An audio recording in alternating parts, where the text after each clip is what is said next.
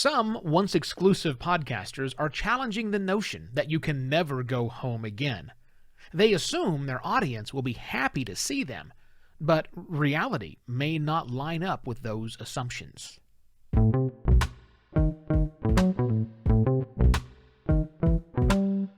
Hello and welcome to another Podcast Pontifications with me, Evo Terra. We're starting to see movement in the exclusive side of podcasting again. But this time, it's not just shows moving toward exclusivity. We're also seeing shows moving out of exclusivity deals with some single platform and once again becoming widely distributed on all the platforms. Now, while that's more than a little concerning for those exclusive platforms, like, is that business model really working out?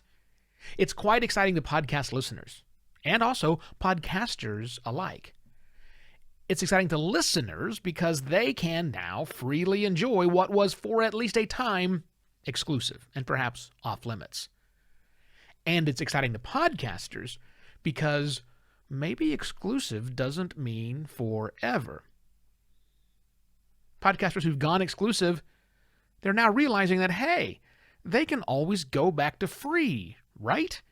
I mean, either at the end of the exclusive period they signed up for, or by breaking, or better yet, renegotiating their contract on that exclusivity. Part of the calculus that exiting, if you will, an exclusive agreement looks like. I think the podcaster makes 3 different assumptions about their audience and what's going to happen when they go back to wide distribution for their show. Assumption number 1 is that, well, the listeners followed me here, wherever that happens to be, and they're going to stay with me, whether that's here on that exclusive platform or somewhere else. And that assumption is probably true. I can't fault much of that. I do think that some of the existing audience who were listening while the show was exclusive are going to be able and quite happy to switch to a different app. Some will be.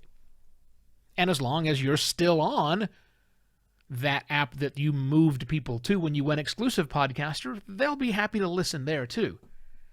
But that only assumes that that exclusive app you were on still has your show listed. It might not.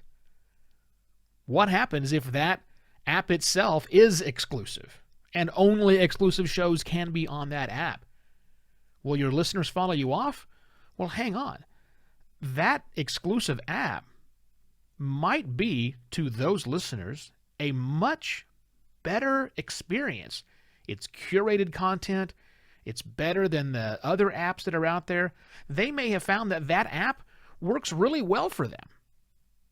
And by the way, I think it's way too early to discount tightly curated apps that list a much smaller set of podcasts that are able to present a better listener experience.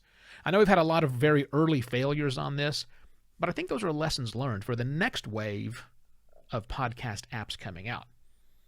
So that's assumption number 1. Assumption 2 is, well, the listeners that I lost when I went exclusive a year ago, 2 years ago, they'll all come back to me. Are you sure about that? I mean, some grudges are really hard to get over. There are loads of vitriol that you can see in various online forums every time a show announces going exclusive.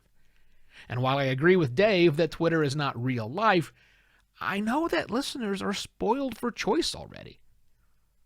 Many of them, not long after the podcast they used to love to listen to goes exclusive, who choose not to switch to that app, even if that's a free app, many of them will move on. And they'll fill the void that you and your podcast left with another host of another podcast. Now, the more niche your show is, the better your chances of gaining those listeners back. But I want you to think for a minute about all the podcasts that you used to listen to 5 years ago that are still being produced, and you don't listen to them right now. It's still great content, but you've moved on. You just don't have the time to listen to those shows that you previously did. Now, you can mitigate this by keeping in contact with your listeners while you're exclusive, obviously, and then emailing them and saying, hey, I'm back to free distribution. But of course, that assumes that you've already have their email and you have that relationship with them.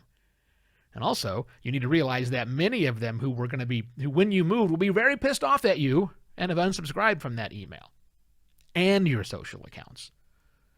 So no, I don't think you can bet on the fact that your listeners that you abandoned will be happy to see you return. Third assumption, with wider distribution, plus your loyal fans, and the fans who came back who didn't listen to you for a while, those will all work together to help your show reach a larger audience. And yes, I think that will help you reach a wider audience, but will that audience be larger than the size of your audience when you went exclusive and you lost a lot? I don't know.